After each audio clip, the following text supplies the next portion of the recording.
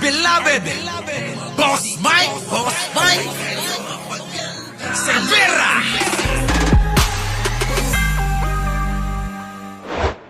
Ako, no, dapat siguro ibigay natin yung benefit of a doubt Hmm. sa lahat. Ano, benefit of a doubt? Yung ba yun? Tamang word? Hindi ko alam pero parang mali. Sige, tuloy. Pagdating sa trabaho, no, dapat siguro ibigay natin yung benefit of a doubt sa Benefit of the doubt. Hindi a doubt. Sige, tuloy. lahat ng mga senadors pagdating sa kanilang trabaho at pagiging faithful sa pagiging senator judges nila. Dahil kung disqualify natin, no, ipapa-inhibit natin ang mga bias na senators, madami tayong ipapa-inhibit din. Tulad ni Senator Risa Ontiveros na sa isang public speech niya ay sinabi kailangan sirain ang mga Duterte. Sabi ko na nga ba babanat na naman si Jojo Chavez Sige, tuloy. Si Senator Chis Escudero, si Senator Pimentel na nagsabi, ano ba sinabi sa akin? Unhinged. Parang yun ba ang term na ginamit sa akin? Lukaret. Oo, sabi lukaret ka raw.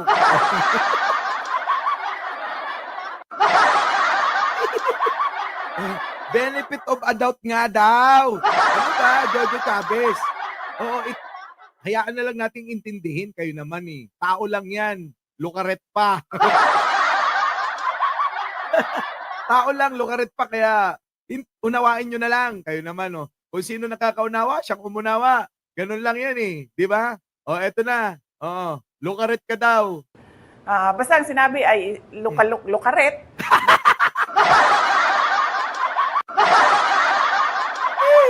Sabi ko sa inyo, mga kababayan. Tingnan nyo mukha niya ng pagkakasabi. Tingnan nyo maigi, titigan nyo. Titigan nyo maigi kung paano, yung expression ng mukha niya nung sinabi niyang lukaret siya. Buti na lang, mga kababayan, yun yung pangunawa niya sa sinabi ni Senator Pimentel. Ulit-ulit nga. Ito na. Ano ba sinabi sa akin? Unhinged. Parang yun ba ang term na ginamit sa akin? Basta ang sinabi ay lukaret. Luka-luka dapat. Luka-luka, mga kababayan Luka-luka, pero lukaret na lang. Sige, oo. Yun yung alam niyang Yun yung alam niyang word. Sige, tuloy. Parang yun ba ang term na ginamit sa akin? Basta ang sinabi ay lukaret, no? Dahil hindi ko maalala yung tama na term na ginamit. Yun na yun. Oo, kung ano na lang yung pangunawa mo, tama na yun. Tumpak na tumpak ka, oo. Sige, tuloy. So, kung gano'n ang pagbabasihan natin, ay madami ang dapat ipa-inhibit. Nako. Pero ang dapat na gawin natin ay ibigay ang tiwala natin sa kanilang lahat na gagawin nila ng totoo ang kanilang trabaho bilang senator judges. Dapat kasi, alam mo, eto mga kababayan bago natin ang bigyan ng reaksyon ng buo. Dapat kasi, itong vice presidente nyong Lucaret, mga kababayan, dapat ito kasi magtuloy-tuloy na lang. Hayaan niya na, siya na nga dapat magsabi na, ituloy na natin to. Wag na kayong gumawa ng kaparaan ng para pigilan. Pwede ba? Oo, mukha naman, pupunta naman ako at haharap Kung ano man yung sasabihin ng korte, dadalo ako. Walang problema, kaya wag na kayo mag-away-away. Ikaw naman ang pinanggagalingan ng lahat Kaya sila nagkakaganyan. Hirap na sila na ipagtanggol ka. Kaya yung iba, mga kababayan, napupuna. Napupuna itong mga ginagawa ng kapwa senador nila na sa paningin nila, mali talaga. Kaya mga kababayan, ang nangyayari, ito, gulo-gulo. Pero siya, mga kababayan, parang baliwala. Kung ang taong bayan, mga kababayan, halatang halata. Kung ang taong bayan gusto ang katotohanan, pero siya, kita nyo sa pananalita, parang hindi talaga gagawa ng maganda. At para bang tila may pinaplanong iba. Di po ba? So, mga kababayan, napakahirap talagang pagtiwalaan ng ganitong mga pananalita at ganitong tao. Di ba? Oh, sige, punta na natin. Ito na. Paano na? Pagdating sa trabaho, no, dapat siguro ibigay natin yung benefit of a doubt. Ayan na, Jojo Chavez, yung gusto mo. Benefit of a doubt niya. Oo. Mga kababayan. So ngayon, mga kababayan ko, sige, pagbigyan na natin siya. Dapat daw siguro, mga kababayan, ibigay yun. Dapat siguro, Sarah, yung nga yung sinabi ko. Dapat siguro, sabihin mo na yung totoo. Hindi yung ganito, na tila ba umahawak ka na lang, kumakapit ka na lang sa mga senador ninyo, lalong-lalo na kay Baba, di ba? Doon ka na lang kumakapit eh. Hindi yung bang sarili mo sana na pagpapaliwanag at sariling pagtatanggol ang marinig namin sa iyo. Di ba, mga kababayan? Isa pa, sa ganyang mga pag-uugali mo, gusto mo pa na maging presidente ng bansang ito. Paano ka namin pagtitiwalaan? Gusto naming ibigay yun yung pagtitiwala. Pero mga kababayan, kung ganito lang naman, ang tao na humihingi ng tiwala na hindi maipaliwanag kung ano yung mga issue niya, di po ba? Kung hindi niya maipaliwanag yung mga issue niya, bagkos, kumakapit na lang ho sa iba para ipagtanggol siya, napakahirap naman nun. Di po ba? Na para bang yung gusto natin na malaman, ayaw niya na ibigay sa atin. Tapos hihingin pa yung ating suporta para sa gusto niyang makamit. Parang malabo yun. Di mo ba? Ito na. Sa lahat ng mga senadors pagdating sa kanilang trabaho at pagiging faithful. Tingnan ninyo mga kababayan, sa kanya pa talaga galing ang salitang faithful. Mga kababayan ko, faithful ba kamo? Halatadong-halatado na ng mga tao Walang faithful sa ginawa nila nung nakaraan. Dahil daw sa iyo yun, di ba? Nagkaroon pa ng moro-moro. May nag-away pa kunyari para malito ang mga tao. Ikaw, anong ginawa mo? Di ba tumakbo ka ng Malaysia? Doon ka nagngangawa. Imbis na sagutin mo yung mga inaakusa sa'yo, ang ginawa mo, tumira ka pa. Tuloy. Sa pagiging senator judges nila. Dahil kung disqualify iniisip pa niya mga kababayan, kung ipapa-disqualified o ipapa-inhibit, yung mga senador na tingin nilang bias, di ba nakikita naman natin talaga si Bato, si Bongo, si Padilla, si Aimee, mga kababayan, at ilan pa, si Villanueva, sino to, si Cayetano, mga kababayan, kung ipapa-inhibit daw itong mga magiging hurado dito sa impeachment trial niya, mga kababayan, ipa-inhibit na lang daw lahat. Kita niyo mga kababayan ko kung paano ito mag-isip? Hindi po ba? Hindi yun ang solusyon, ipa-inhibit. Hindi rin solusyon yung sinasabi mo na lahat. Ang kailangan namin, ilatag ang ebidensya ng prosecution.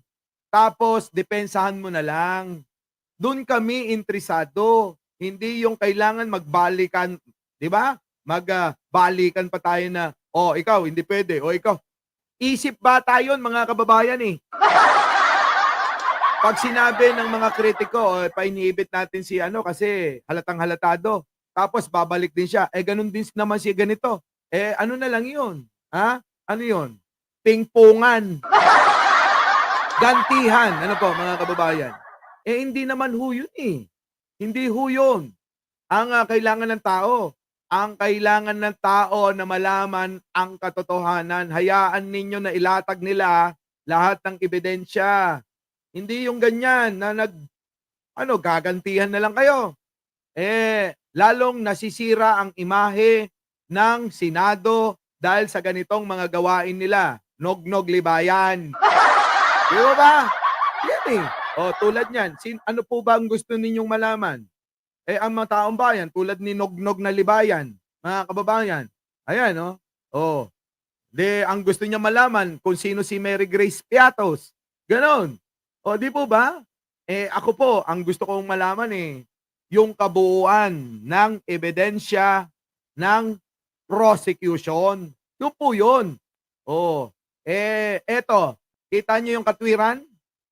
Ang babaw-babaw na nga mga kababayan, hindi pa maintindihan ng mga DDS yan. Tuloy. Natin, no? Ipapa-inhibit natin ang mga bias na senators. Madami tayong ipapa-inhibit din.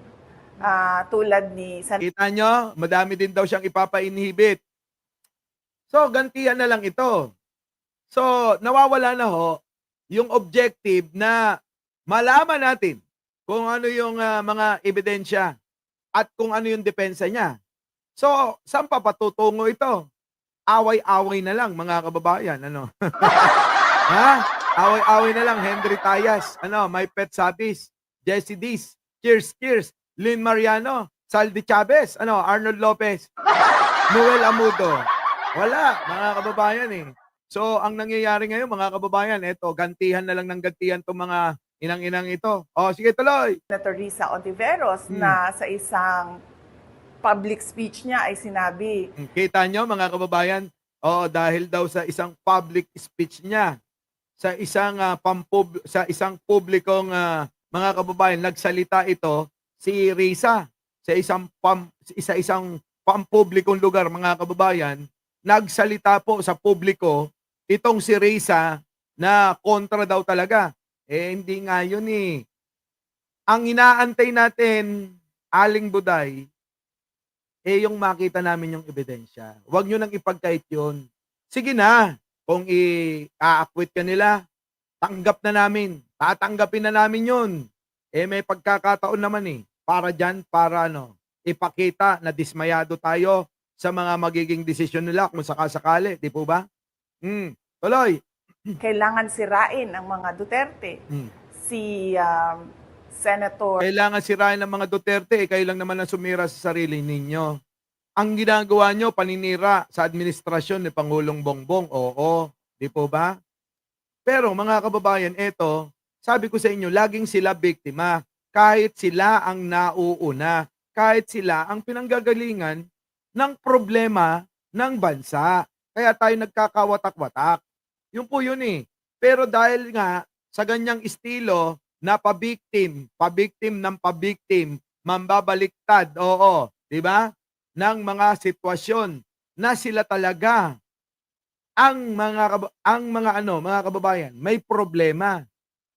Kaya ang solusyon, sila rin Kung mga to, tumigil, kung mga to, makiisa na kay Pangulo, wala na tayong problema Wala na, di ba? Tuloy. Chis Escudero, si Senator Pimentel na nagsabi. Kunyari, sinama mo pa si Chis Escudero. Tuloy. Si Pimentel, ano ba Escudero, si Senator Pimentel na nagsabi, ano ba sinabi sa akin? Unhinged. Parang yun Hindi pa siya sigurado. Basta lukaret. ba ang term na ginamit sa akin? Basta ang sinabi ay lukaret. No? Dahil hindi ko maalala yung tama na term na ginamit. Ayan, sabi daw ni Pimentel, mga kababayan, lukaret daw siya. Di ba ba? Totoo naman eto, mga kababayan. Sang-ayon po ba kayo sa sinabi niya na lukaret siya? Mga kababayan ko, paki-comment naman, press 1. Kung naniniwala kayo na lukaret ito, ako kasi, mga kababayan, pipress ako ng marami. 1 na marami, oo. Lahat yata ng aking mga, ng mga channel, i-comment ko, 1 Tuloy. So, kung ganun ang pagbabasihan natin, Nang, ay madami ang dapat ipa-inhibit. Yan. Pero ang dapat na gawin natin, pero ang dapat na gawin natin, eto pa, siya pa may gana. Siya pa may gana na magsabi.